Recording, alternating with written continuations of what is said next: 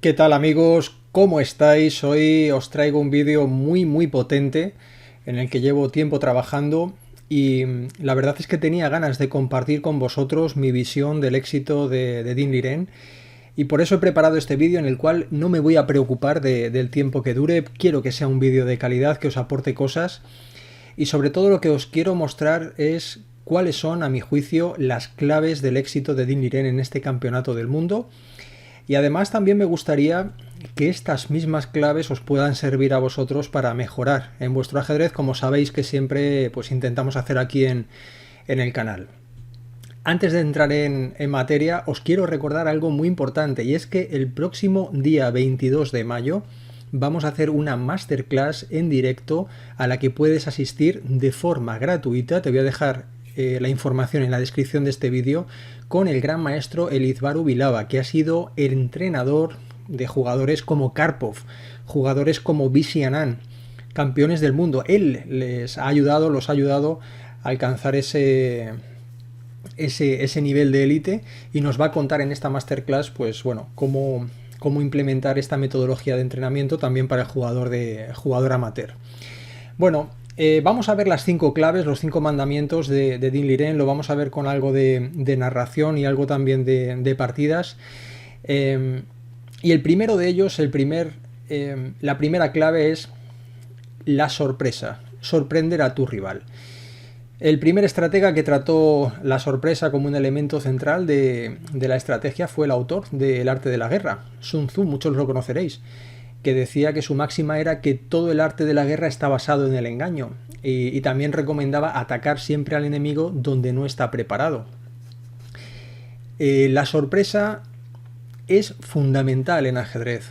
Esto lo sabemos desde hace muchos años, lo sabemos incluso pues desde la época de los romanos, ¿no? Había un escritor romano llamado Flavius Vegetius Renatus, para aquel que no lo conozca, que decía que es mucho mejor derrotar a tu enemigo por el hambre, por la sorpresa o por el terror que por una batalla general.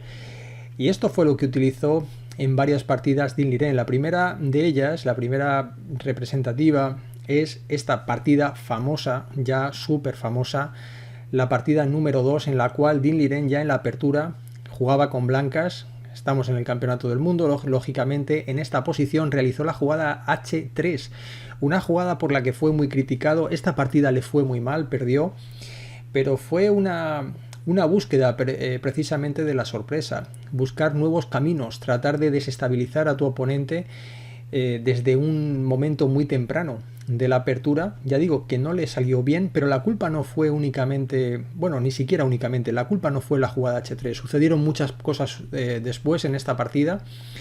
Dean Liren, como digo, acabó perdiendo, se equivocó en algunos momentos importantes, pero esto a mí me gustó esta originalidad, esta creatividad, esta apuesta por lo desconocido que tenía como objetivo, como te digo, sorprender, desestabilizar a tu oponente. Esta no fue la única partida en la que Dean Liren ya en la apertura intentó sorprender a su oponente. También nos vamos a encontrar con esta partida, la partida número 7 también del Campeonato del Mundo, en la que Dean Liren tras E4 sorprendió con E6. E6, bueno, pues a defensa francesa muy poco habitual.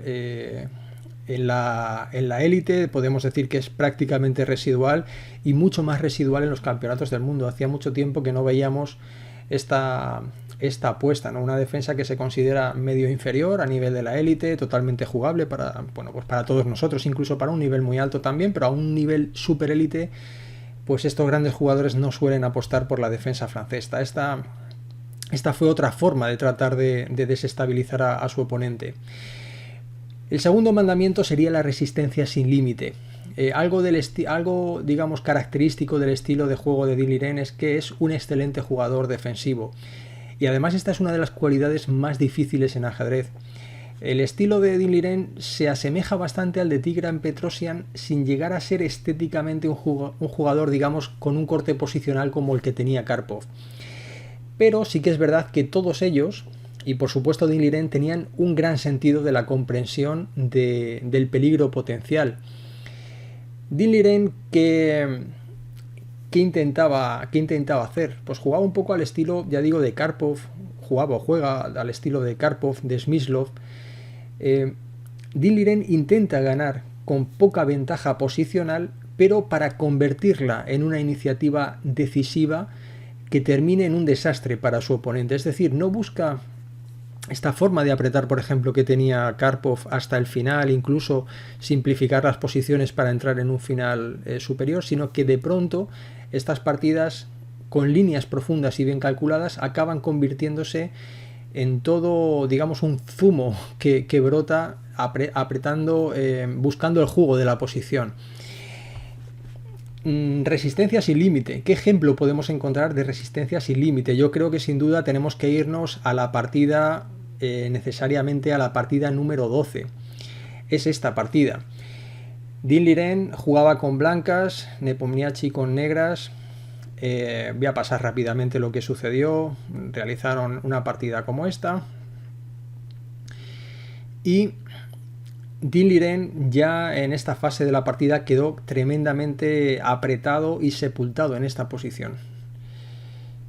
B5, bueno, esta es una partida que ya hemos comentado aquí en el canal y que en este momento Nepomniachtchi realizó la jugada torre a G8, que no es la mejor en este momento. La mejor opción, te la voy a mostrar, es una ruta que nos enseñan las máquinas, que como digo ya ha sido muy comentada, es jugar caballo F3, atacar las dos torres y tras dama C6, atacando el caballo y la torre, vamos a poner unas flechitas. Existe la posibilidad de una línea muy concreta que podía haber utilizado Nepomniachtchi para encarrilar la partida completamente, que es entrar en esta posición. Tras el jaque nos tapamos con la torre. Tras la protección del alfil por parte de la dama, capturamos el alfil y en este momento finalmente la dama consigue su objetivo, que es venir a por este rey que, como digo, se encuentra en una posición muy débil, muy endeble, muy desestabilizada ya. Y por ejemplo, tras dama de 3 simplemente, bueno, lo de simplemente es entre comillas, ya digo que hay que jugar muy bien al ajedrez y hay que entender muy bien lo que está sucediendo. Tras la jugada F5, la posición del blanco salta por los aires. Pues bien, en esta posición en la cual Dean Liren ya llevaba jugadas luchando por equilibrar la partida, está constantemente siendo atacado, el negro va ganando espacio, va llevando sus piezas al ataque. Fijémonos en esta maniobra de la dama. La torre quiere venir también a presionar, el caballo está en una posición amenazante. Dean Liren mantiene el control, por lo menos el control emocional, no el control de la posición, porque se está viendo sobrepasado, y trata de buscar su oportunidad y finalmente la encontró. Encontró el error sucedió en este momento. Tras torre a G8, Dean Liren jugó dama C6 y tras alfil B8, pues dama B7, torre H6, esto lo hemos analizado ya en el canal, y sucedió el grandísimo desastre para Nepomniachtchi, que fue esta jugada que es absolutamente desastrosa, una de las peores jugadas de un campeonato del mundo, que permite que tras torre por E6 el peón quede libre y estemos haciendo un jaque a la descubierta, y finalmente pues bueno, Dean Liren acabó ganando esta partida. Es un muy buen ejemplo de resistir en una posición inferior, y Dean Liren lo supo hacer muy bien y lo sabe hacer muy bien. El tercer mandamiento de Dean Liren es el cálculo concreto fuera de lo común. Dean Liren, también conocido como la calculadora humana, tiene una capacidad para calcular líneas concretas fuera de lo común. No es infalible, no es un módulo, no es un ordenador, pero a veces de verdad lo parece. Y también tenemos un ejemplo, podemos encontrarlo en la siguiente posición de la partida número 8. Vamos con ello. En este momento Nepomniachtchi realizó la jugada H6 y tras H4 todo esto ha sido calculado por Dean Liren. Nos vamos a encontrar con que permitimos la captura de nuestro alfil, pero todo esto va, digamos, jugado de una manera súper precisa. H por G5, G6, una muy buena jugada también por parte de Nepomniachtchi, captura el caballo, dama por F6, este E5 también, buenísima jugada, E5, D por E5, luego intercala esta otra intermedia, D5, ataca el caballo, tiene tiene que tener previsto qué sucede con la captura, qué sucede con la retirada del caballo, como sucedió en la partida, con la jugada caballo E7, sabe que viene de 6, que el caballo tendrá que retirarse a algún lugar, fundamentalmente a F5, bueno, también podría intentar clavar el peón, pero bueno, caballo F5, que consigue la casilla E4, es que todo esto es súper preciso, ataca la dama, dama D3, rey G7 y G4, ataca el caballo. De esta manera hace que disminuya la presión sobre el peón de D6, alfil B7, evita también la clavada con la jugada torre H3. Todo esto es un juego, ya digo, muy de máquina, es muy preciso, tremendamente preciso. Caballo H4, otra nueva jugada de máquina en este momento, la jugada G5, que impide que la dama proteja el caballo. Y bueno, finalmente vuelve a producirse el error por parte de Nepomniachtchi, que es alfil por E4, que tras dama por E4, caballo F5, sabemos que las blancas en este momento, tras torre de 2, como también sucedió en la partida, todo esto es que es máquina, o sea, juega perfectamente perfectamente calculado todo. Torre de 8, torre de 2, torre H8, torre por H8, dama por H8 y D7. Esta no fue la jugada precisa, la jugada más precisa era torre D3 y torre H3, que las máquinas de nuevo nos dicen que la ventaja es completamente decisiva, la presión por la columna es brutal, lo tenéis analizado también en el canal, pero sobre todo en lo que me quiero detener es que tras la jugada H6, H4, no te voy a decir que sea necesario tener analizado hasta torre H3, pero sí que es necesario saber qué sucede si te capturan el alfil, si tú capturas, si en lugar de mover el caballo te hacen G6, qué sucede y qué ventaja tienes en esta posición, porque si no tienes claro que en esta posición tienes algo que te interese, no necesitas o no jugarías en este momento la jugada H4, si el resultado no nos interesa. Por eso Dean Liren tiene una capacidad de cálculo absolutamente asombrosa, y creo que este es un muy buen ejemplo, ¿no? Toda esta sucesión de jugadas intermedias, de calcular todas las posibles opciones, porque aquí evidentemente es bueno, es muy raro, es prácticamente imposible que nuestro oponente mueva el caballo y nos permita este mate, ¿no? A este nivel es totalmente imposible, pero sí que, por ejemplo, puede haber jugadas interesantes, como qué sucede si me capturan aquí.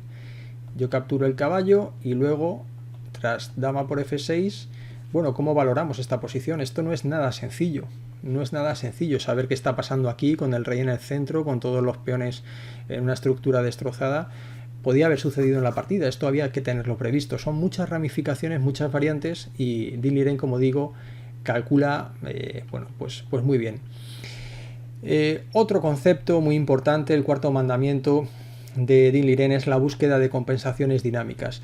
El dinamismo en ajedrez, para aquellos que no lo conozcáis, es un concepto bastante difícil de comprender, sobre todo para alguien que se inicia, pero bueno, básicamente es una idea que tiene que ver con el tiempo en el que se desarrolla la partida, no con el tiempo del reloj, sino con los tiempos internos. Es un término asociado también al de iniciativa. Por un lado, los factores estáticos tienes que saber que son aquellos elementos de la posición que no van a cambiar en un relativo largo plazo, o que van a cambiar insignificantemente, no van a tener importancia en la posición, o lo van a hacer gradualmente. Por ejemplo, el material es un factor estático en ajedrez. Por lo general suele existir equivalencia de material y lo esperable es que se mantenga durante un tiempo razonable, ¿no? En una apertura pues no esperamos ganar de un caballo, de un alfil o de un peón, ni siquiera en un tiempo más o menos razonable. Es un factor estático. Y la dinámica, lo que tenéis que saber, amigos, es que es como una facultad temporal que tienen las piezas para desplegar su fuerza a corto plazo. Y Dean Liren ha demostrado en este campeonato del mundo que tiene una gran capacidad para la búsqueda de compensaciones dinámicas, como por ejemplo sucedió en la partida 10. Lo vamos a ver ahora también, en la que el chino propuso un sistema a partir de una apertura inglesa en la que asumía desde muy temprano en la apertura, como te digo, déficits en su estructura a cambio de luchar por la iniciativa. Vamos a verlo, vamos a buscar esta partida número 10, que creo que la tengo por aquí. Esta es, Din Liren con blancas, como te decía, fue C4, caballo F6, caballo C3, E5, caballo F3, caballo C6, E4, alfil C5, caballo por E5, esta es una línea muy conocida, caballo por E5 y tras D4, atacando las dos piezas, tenemos que saber que el alfil puede venir a B4, nosotros tendremos que recuperar el material, pero ahora tras caballo por E4 nos están atacando el caballo con el alfil y con el caballo. La defensa alfil D2, digamos natural, a nivel amateur, no se considera válida, no se considera útil, porque este cambio tras alfil por C3, bueno, alfil por C3, caballo por C3, destrozamos completamente nuestra estructura a cambio de nada, y por eso es preferible jugar dama F3, caballo por C3, B por C3, alfil C5.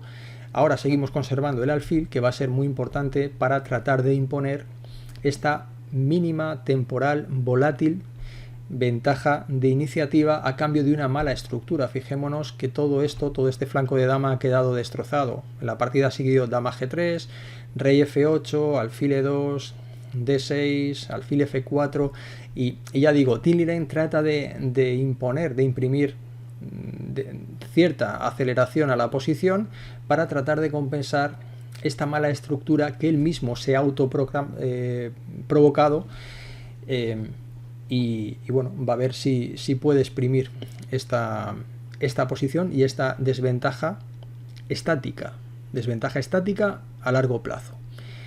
Vamos a ver otro ejemplo también de esto mismo. Si no recuerdo, vamos a ver, esta es la partida número 2. Es esta la partida que yo te quiero mostrar, la partida número 11, en la cual Din Liren jugaba con negras, acabaron en tablas. Tras esta sucesión de jugadas de la apertura española, también todo como siempre muy teórico, llegaron a la siguiente posición, en la que tras caballo G5 por parte de Nepomniachtchi, Din Liren acepta la pérdida de la pareja de alfiles con el propósito de, tras la jugada C4, caballo por E6, F por E6, ahora el alfil ha quedado cegado, el caballo tendrá que retirarse, caballo a E3, y el alfil tratará de buscar de nuevo esta compensación con la jugada alfil H6, de tal manera que en la comparativa de piezas menores, este alfil se considere mejor que este alfil, que está cegado. Este alfil cuenta con una diagonal mejor, además el caballo ha quedado clavado. Es verdad que el caballo de las negras tampoco es el mejor caballo del mundo, y luego por otra parte la estructura, como digo, ha quedado dañada tanto en el enroque, ya nos falta un peón del enroque, hay un peón avanzado, como en el centro. Por lo general en el centro los peones doblados no se consideran tan débiles como se consideran en los flancos, pero como ves el planteamiento es muy similar, es decir, es asumir una cierta deficiencia a nivel de estructura, a nivel estático, con el propósito de que sea compensado a corto plazo y tratar de luchar por la iniciativa. Esto es algo que se ha visto en muchos momentos del campeonato del mundo. Sería ya hacer el vídeo tremendamente largo, analizarlos todos, pero creo que es otra de las claves del juego de Din Liren y muy interesante, ¿no? Me ha parecido muy interesante. Y luego, por último, vamos a hablar de la paciencia infinita y la capacidad de esperar todo lo que sea necesario cuando no hay nada que hacer en una posición. Ahora te hablaba del dinamismo, pero debes saber que en posiciones sin dinamismo, sin rupturas, bloqueadas, en estas posiciones sosas, hay muchos jugadores que tratamos de que sucedan las cosas, cuando eso realmente al final nos acaba llevando al desastre. Había un autor, que seguro que lo conocéis muchos vosotros, Kotov, que escribió algunos de los libros más importantes de ajedrez, como Piense como un gran maestro, que decía que cuando hayas terminado de calcular, apuntes la jugada que has decidido hacer en la planilla, y luego que vuelvas a mirar la posición para ver si te has dejado algo, si te has colgado algo, si te has dejado un mate en una. Y que solo en ese momento, cuando te hayas convencido de que no hay una catástrofe inmediata, es cuando debes hacer el movimiento, la jugada que tú te habías planeado. Esta paciencia es una virtud muy valiosa a alto nivel. Por ejemplo, algunos entendidos también decían que Ivanchuk hubiera llegado a campeón del mundo si no hubiera sido por esta dificultad de gestionar sus emociones. Es muy valiosa. Y os voy a mostrar un ejemplo también del campeonato del mundo. Nos vamos a remontar ahora a la partida número 4. Es esta, la partida número 4. Bueno, se jugó torre a E1, Dinh Liren jugaba con blancas, Nepo con negras, caballo F5, alfil por H5, dama por H5, y muchos comentaristas en estas jugadas previas consideraban que la partida iba a tender a las tablas, porque realmente es muy difícil desequilibrar la posición. ¿Cómo conseguir progresar? Nosotros con blancas tenemos una mayoría de peones central, lógicamente no tiene ningún sentido buscar nada en el flanco de dama, este peón está suelto, no podemos avanzar, nuestro peón de C, hay una mayoría de peones en el flanco de dama, digamos que nuestro punto fuerte, nuestro sector fuerte con blancas es el centro, tenemos los dos peones, uno pasado y apoyado, mayor ventaja de espacio, y en teoría deberíamos pensar en empujar con blancas en el centro del tablero, pero claro, están muy bloqueados, y ¿cómo conseguimos levantar este bloqueo? Es, no sé, prácticamente imposible. ¿Cómo conseguimos llevar un caballo para que la torre mueva hasta C6, por ejemplo? Deberíamos pasar por estas casillas, pero no podemos. ¿Cómo pasamos por F5? También está el caballo. Es una posición muy difícil de desbloquear, y por parte del negro también es muy difícil encontrar un plan. ¿Cómo jugar aquí sin debilitarse? ¿Qué vas a jugar? ¿G4? ¿Vas a dejarte débil el peón de F6? ¿Cómo jugar al ataque? ¿Cómo tratar de desequilibrar? Es muy complicado. Y aquí de nuevo Dinh Liren supo muy bien que muchas veces lo mejor que hay que hacer es no estropear la posición, aguardar el error del oponente, que en este caso llegó muy pocas jugadas después, muy pocas. Fue caballo F5, le cambió aquí, realizó la jugada torre 4, le está atacando el peón, dama H6, dama F3, y tras caballo D4 permitió de nuevo otro error muy grave por parte de Nepomniachtchi, este cambio de entrega de calidad, torre por D4, C por D4, caballo B3, y finalmente este caballo se convirtió en una auténtica bestia, y ahora sí que el caballo tiene acceso a las casillas a las que no tenía antes. Y todo esto no se ha producido porque Dinh Liren haya jugado fenomenal, haya encontrado un plan milagroso que nadie comprende, una jugada imposible, un cálculo infinito, no, ha sido como consecuencia de este error. Y este error se puede producir si tú no cometes un error antes, si mantienes el equilibrio de la partida.